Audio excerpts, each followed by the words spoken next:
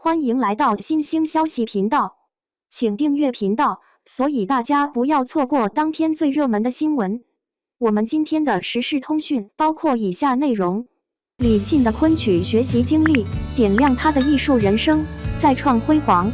提起李沁，大家都不陌生，他是国内知名演员，他在剧中的表现也深受观众的喜欢。然而，让人意想不到的是，李沁在进入娱乐圈之前，曾是国家秘密培养9年的人才，而他却转身进入娱乐圈发展。那么，这其中到底有什么隐情？国家重点培养人才。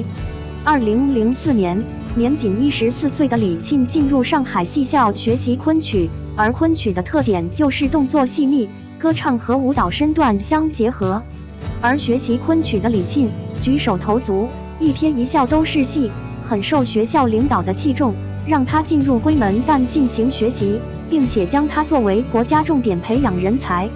当时李沁在学校不仅不收学费，而且还每年给奖学金，只要学满10年后出师，就会直接分配到各地戏剧社。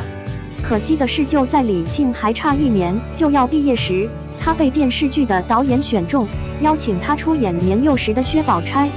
因为曹雪芹生活的时代是昆曲发展最为鼎盛的时期，所以他就想选一名专业的昆曲演员来出演。当时李沁给他的印象最为深刻，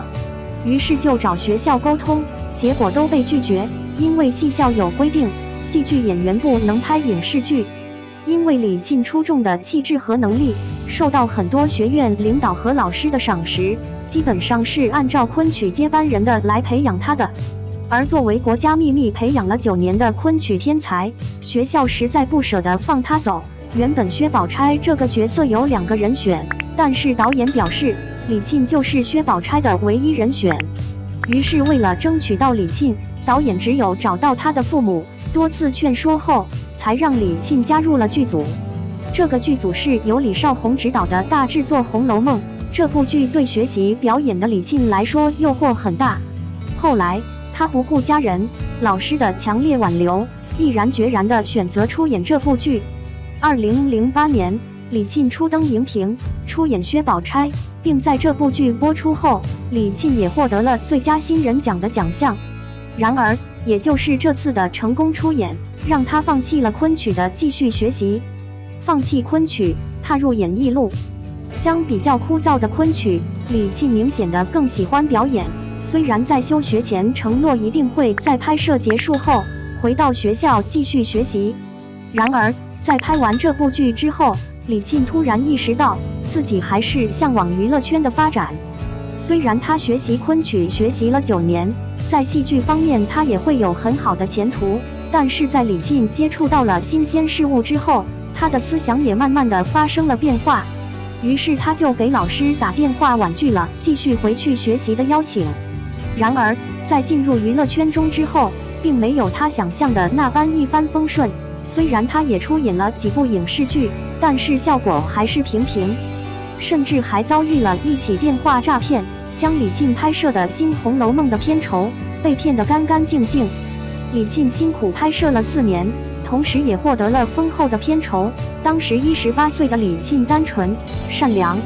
那天他接到一个电话，对方给他一个账号让他汇钱，于是他就真的乖乖把钱汇过去了，所有的薪酬全部骗走了，1分都不剩。后来报警之后，就连警察也称他那么年轻，又不是老头老太太，怎么会被骗呢？然而李沁也说不出到底是为什么，只知道给对方汇钱。其实明星电话诈骗的例子也不止李沁一个人。2014年的时候，漂亮姑姑李若彤也被电话诈骗100万元。同年，女神汤唯在拍戏时突然接到一个电话，就鬼使神差的跑到银行给对方汇了21万元。好在李沁当时的薪酬还不算很高，那时也涉世未深，只当买个教训了。话再说回来，李沁似乎对表演更加的热爱，为了提升演技，他花费了大量的时间和精力，为演艺事业付出了最大的努力。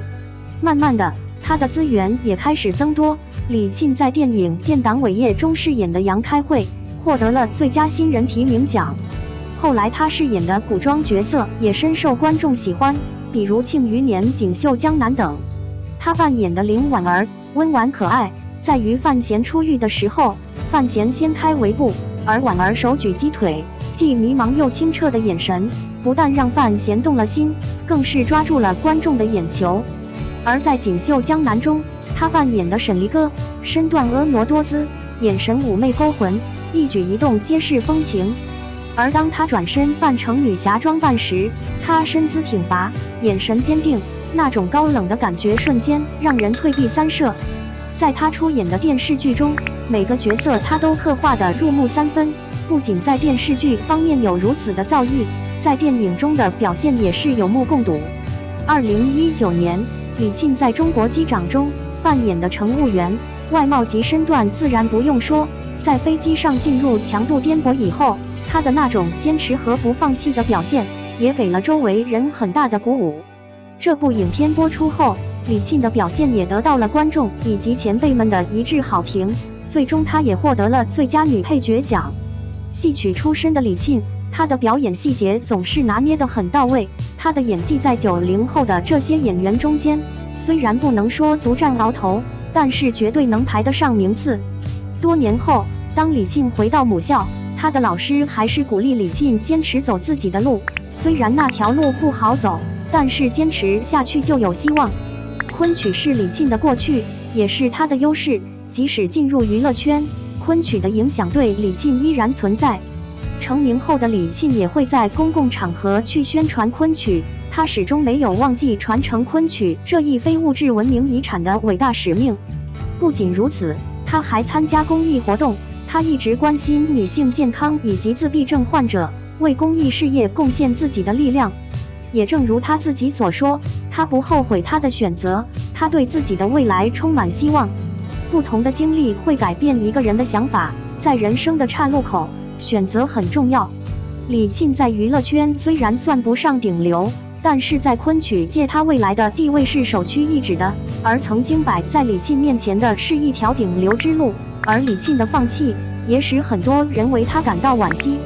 毕竟上海昆曲团是目前来说发展最好的，招收也非常严格，据消息显示，平均10年能招收1个人。想要申请这个昆曲团，不仅需要业内老人推荐，而且还要有过硬的实力，有人说比考研都困难。而李沁却是被正式内定的一个人，在她没有毕业时，就成为了国家秘密培养的昆曲接班人，并且还是由学院院长亲自选定。而李沁在演艺圈的道路远没有在昆曲界的路更顺利，演艺圈要比昆曲界更浮华和奢侈。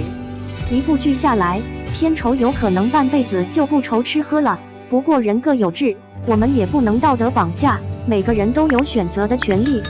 那么，在昆曲界有如此高的造诣的李沁，童年的生活又是怎样的呢？李沁的出身经历：1990年，李沁出生在江苏昆山市的昆曲世家。小时候，李沁非常的漂亮，也非常的有灵气。在传统文化的熏陶下，李沁由内而外已经受到很大的文化影响。每次看到台上的演员在表演时，他也会学着做几下。在李沁11岁时，他的父母看他对戏曲有着浓厚的兴趣，于是就报名学校里的戏曲兴趣班学习。他的妈妈原本还担心学习戏曲会影响到他的学习，但是李沁却向妈妈保证，唱好戏曲不会耽误课程。于是在学习中，他非常的努力，从小学到初中，他的成绩一直都是名列前茅，他的戏曲也学得有模有样。通过努力，在他13岁那年，终于以出众的才华和优秀的唱法成功参加了戏曲专场，并获得了小梅花金奖。